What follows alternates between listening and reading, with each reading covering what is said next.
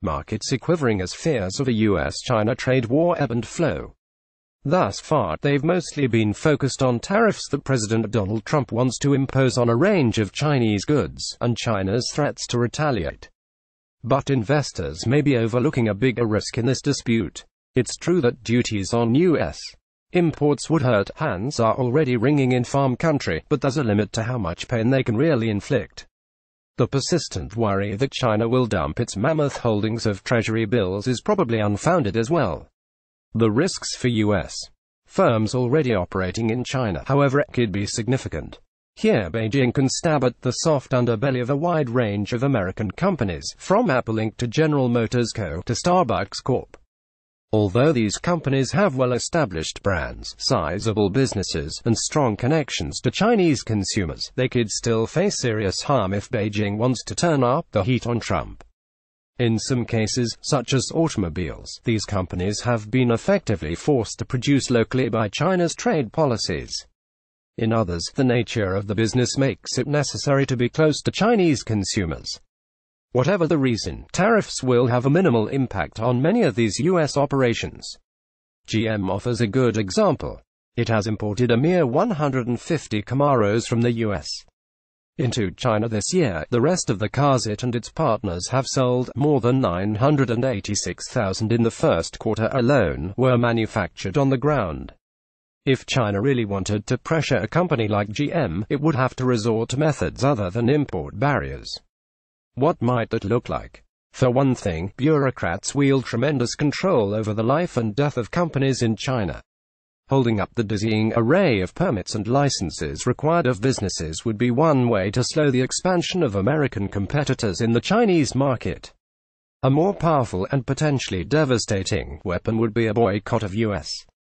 products. Beijing has used such campaigns in past disputes, sometimes with catastrophic consequences. 6 years ago, amid rising tensions with Japan over a batch of disputed islands, China used state media to rile up protesters who attacked Japanese cars and businesses. Sales of Toyotas, Hondas and Nissans all plunged as a result. More recently, China tried to pressure South Korea into ditching a U.S. missile defense system that Beijing perceived as a threat. It blocked K-pop stars from the mainland. Chinese firms boycotted Korean products, and Korean businesses withered under the strain. In 2015, Hyundai Motor Co. was the third most popular passenger vehicle brand in China, with 5% of the market. Last year, its share had slipped to 3.1%, ranking Hyundai 11th, according to LMC Automotive. You might argue that pressuring U.S. companies in this manner could backfire. After all, those companies employ a ton of people. GM, including its joint ventures, has 58,000 workers in China. But Beijing has previously shown that it's willing to absorb such costs to meet its strategic goals. Amid the anti-Korea campaign, Kia Motors Corp. reduced the working hours and pay of its Chinese employees as sales sunk. In the current dispute, China has so far kept this sword in its scabbard, possibly because it wants to present its response to Trump's tariffs as reciprocal. Because of the imbalance in U.S.-China trade, however, there's a limit to how much Beijing can match Trump's tactics with tariffs alone. There are only so many American imports to tax. If or when the authorities choose to go after U.S. companies in China, they can whip up protests and boycotts at the drop of a Nike cap. The fallout could be significant, and should seriously concern American executives.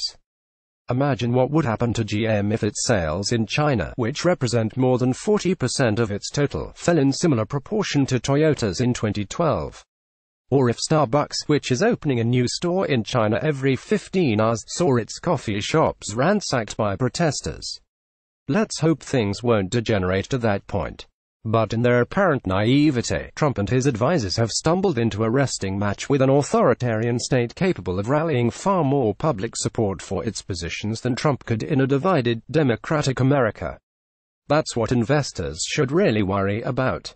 Michael Schuman is a journalist based in Beijing and author of Confucius and the World He Created.